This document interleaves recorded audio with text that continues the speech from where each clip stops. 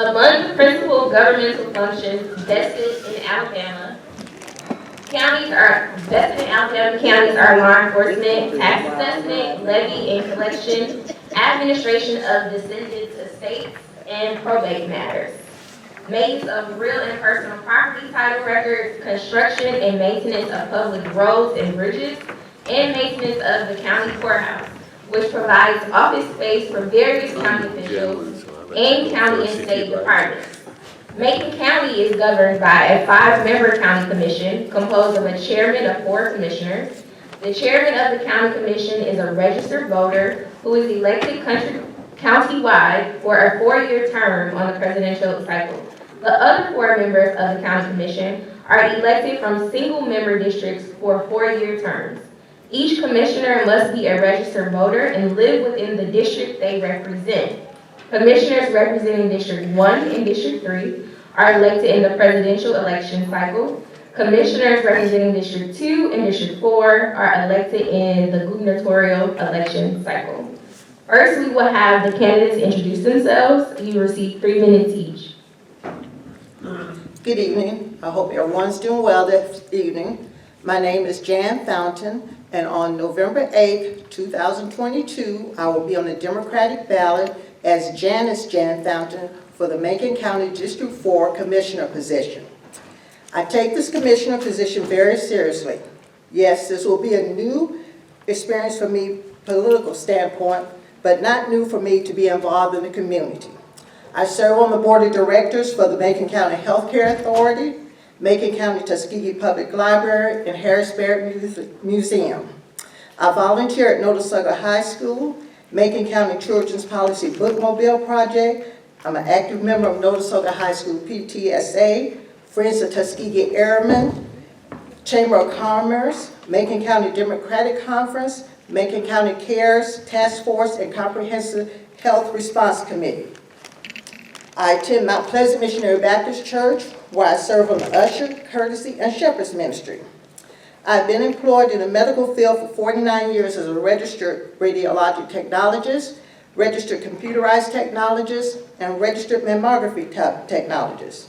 I mention my community involvement because serving as District 4 Commissioner is about working in and for the community. I realize this will be a continuous learning and sometimes challenging experience, but in reality, that's everyday life.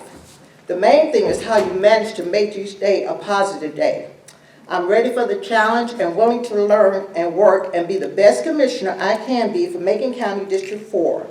I sincerely care about the well-being of the others and positive progression of our community. I'm a positive, loyal, honest, dedicated, hardworking team player. My concerns are the concerns and issues of the citizens and how they can be addressed to their satisfaction. I'm concerned about roads and bridges, broadband internet service, litter control, senior citizen care, pre-K to 3rd grade literacy, healthcare, economic growth. The commissioners have to have a listening ear, open conversation, and be committed to the citizens, evaluate the issue, have a strategy, research resources, funding, reach out to train knowledgeable people in and outside of our community who are willing to share ideas, solutions, strategies that will be beneficial with positive results. All entities within Macon County community have to work together for us to prosper. No one district can or should do it alone. So this fountain is running for you, and I'm focused on our future. Thank you.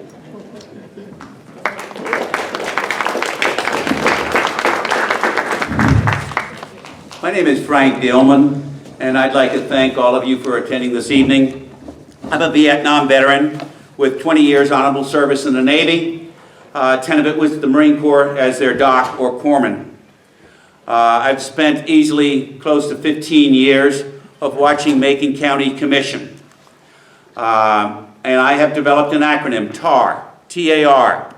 Macon County Commission lacks it: transparency, accountability, and responsibility. Without TAR, this county cannot, and it's been proven, cannot advance. It was already mentioned this evening a couple of times where communication. Representative Warren said she can only do so much. She provides the information to the county. The county needs to move forward. The county does not move forward. And without, like I said, without the transparency, I can't get the budget. We cannot see the budget. We cannot see the expense allowances for the commissioners. Those are the documents that we, as the people, deserve to have. I actually took a lawsuit. Cost me $15,000 to sue the county for violation of the Open Records Act. If the county is not willing to put their documents on the website voluntarily, I will take them home and I will scan them in for all of you in this room. I am responsible for the county purchasing their website. Yes, Frank Dillman. And that's a story I'll share with you later on if you'd like. I'm also responsible for the county employee recognition program. You gotta wonder why a citizen had to do that. I'm also responsible for the improved public address system and the monitors and the meeting chamber. Yes, why? Me. I'm also responsible for the streaming of those meetings that you may enjoy, those county meetings. I started that in January 2019 until I got into a discussion with one of the commissioners and during COVID, and I was fired, yes, barred, quote, barred by the chairman not to return to county meetings. The per capita in our county is $22,000, people. 1 in 3 of us live in poverty. I sincerely object to the commissioners making $28,000 or more. That's the max I can find out. Or more, and our commissioners actually make more than the Lee County commissioners. I will reduce my salary down to the per capita in this county. It'd be about $5,000 or $6,000 a year, and I will give that money to the Notasulga school system for the after-school clubs, so those students can be rewarded for expanding their education in a different venue. I do that on principle. I survive on principle. I'm not doing this for money. Collaboratively, I will work with the citizens. I love communication. I will work with the citizens because it's the citizens that have the solutions, not the 5 sitting up there behind the dais. I will work with the citizens and the communities to create magnets. We've heard from the mayor. We've heard from Representative... I'm sorry, Mr. Last time. Thank you. So first we have our first question. Our local school system and universities prepare students to be competent in the workforce. Yet there's little opportunity to actually enter into the workforce here. What is your specific strategy or strategic plan to increase workforce and jobs available here for youth who are looking for these opportunities? You want to go? Good. Well, it wouldn't be my plan alone. It would take other entities, like I said, in the community to come together to get a plan. We have a CTE program that's available that can train students and adults in the community for jobs that are available. So we just have to make sure the community knows that there are resources here to get training. Thank you. And to follow through what Representative Warren said earlier, she has been involved in education here in our county. And I compliment you for that with the CNA and other programs. But some of the magnets that we need to create here in this county to keep those employees and the graduates from our high school and colleges, we need jobs with benefits, manufacturing. We also, I feel, that we need to reduce the obstacles. I love mom and pops. We should have a mom and pop on every street corner. We don't, because the county needs to take the low-hanging fruit. It's called a business privilege fee. Personally, I call it the extortion fee, but neither here nor there. It's a privilege fee. I would like to eliminate that, and I would like to have that eliminated to encourage people to stay here and create. If somebody wants to have a lawnmower shop on their street corner, if mom wants to have a crochet shop, they should be encouraged to do that, not have obstacles thrown at them. We also need to have recreational facilities. Thank you, ma'am. Recreational facilities for our youth and seniors. That can come from the $15,000 plus that are for the expense allowances that I'm not really sure how much the county gives to the commissioners. High-speed broadband, reliable cell phone service, we've already heard about that. A voluntary recycling program. And I will also communicate with our District 4 commissioners, citizens on an annual basis, giving them a final report on an annual basis, telling them what my successes were, failures, if they're failures, why and who, and give them an idea of what I project in the future. So they can communicate with me as their commissioner to let them know what exactly what I would like to do for them and how they can contribute to those efforts. I think my time's up now, huh? Okay, thank you. Thank you. Now we would like to open it up to the audience for questions. Yes, sir. Oh, excuse me, sir, we'll bring your, I can talk loud enough, I think. I know that I have been to county commission meetings where Frank Dillman has asked for public records.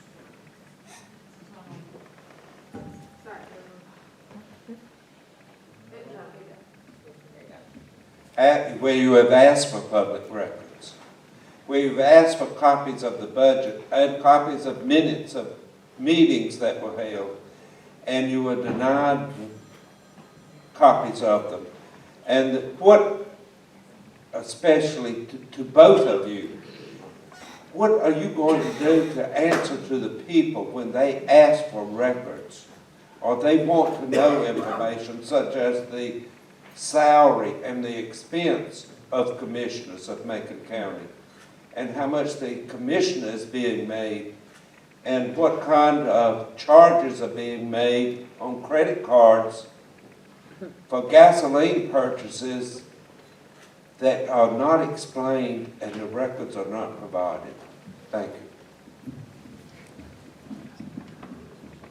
Well, I believe my thoughts are whatever is knowledgeable to the community, Open Records Act, the community should be able to see whatever is available to them. They shouldn't be held back. You know, they have to be transparent. You know, what's right is right in those records, and they need to be shown to the community. I don't see any problem without the community being able to see those books. You know, what the budget is, what the, expenses are. They're open for the community. All right. And I can't second that more. Unfortunately, our Open Records Act in Alabama is terrible.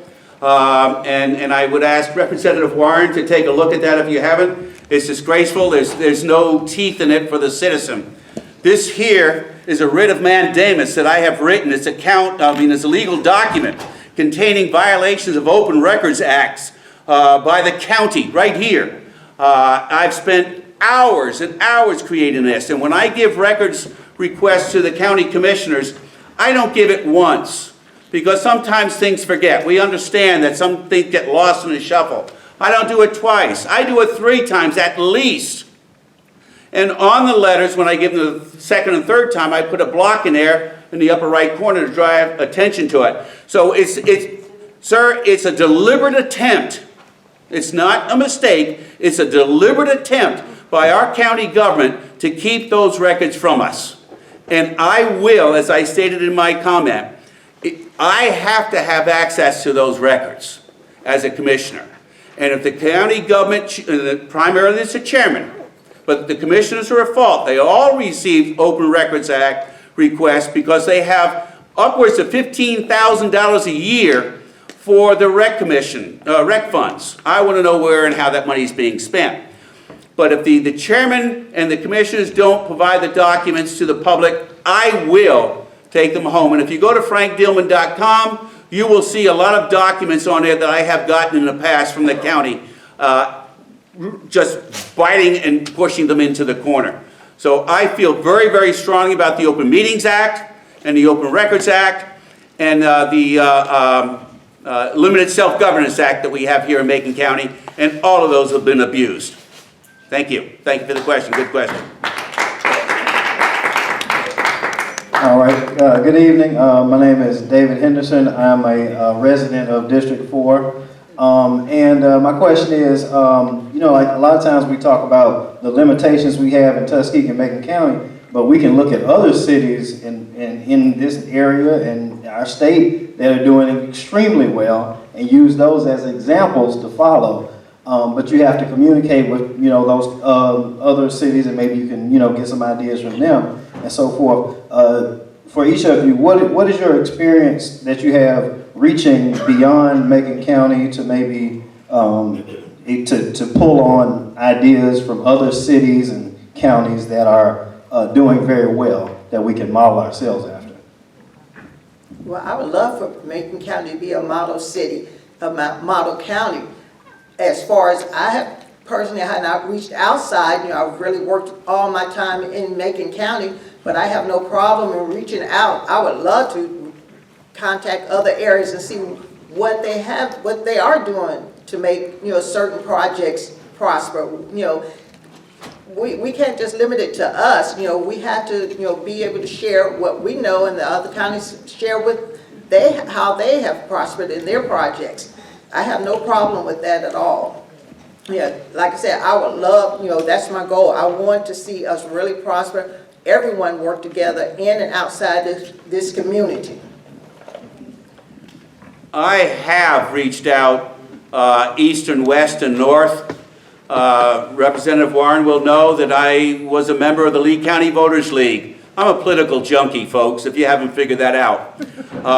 And if there's a political organization, it's a predominantly Democrat group, but I don't really care. I'm a political junkie. And so I have reached out. I know commissioners, former commissioners, and current commissioners in Lee County. I can comfortably walk the State House with representatives and senators there. I was the executive committee with the Libertarian Party, and I stepped down 2 years ago.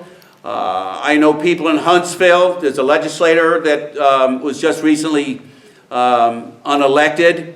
I spoke with him just today. He's up there in Huntsville, Tommy Haynes. And so I have been reaching out into Montgomery. I know Janice Perrin, and they're in Bullitt County. So I have, and I believe that is the only way that we can solve our problems, for us to assume that the 5 individuals sitting behind the dais that meet once or twice a month in the evenings, don't know how many times they meet in the mornings, which I also object to, and that's one of the meetings I moved to the evening, got them to do that for the general public. So I have been doing that. I'm very, very comfortable speaking with people. I also have a statewide campaign, and some of you have got my flyers on that. I believe in the people. I believe in all of you, and whatever I can do to foster the economic growth in our county that all of us would benefit by, I will. And I'm not ashamed, nor am I inhibited by speaking my mind with other counties and other public servants for my knowledge and where I can bring that back. And anything I learn, I will pass on to you, the individuals, and I thank you. Thank you. That was the final question for this position. We'll move on to the next position. Good luck. Okay, we're nearing the end of our program, so we have 2 more rounds. We have candidates for State Senate, District 28. State Senate candidates, you can approach the stage. And then we have final candidates for write-in candidate for County Commission, District 2.